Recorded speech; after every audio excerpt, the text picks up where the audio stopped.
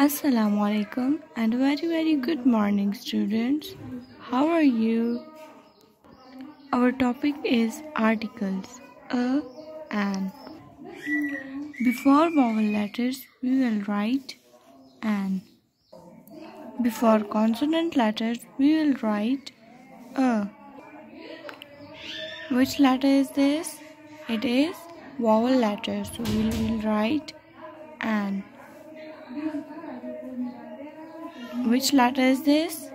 Consonant letter, so we will write a. G is consonant letter, so we will write a. E is vowel letter, so we will write an. B is consonant letter, so we will write a.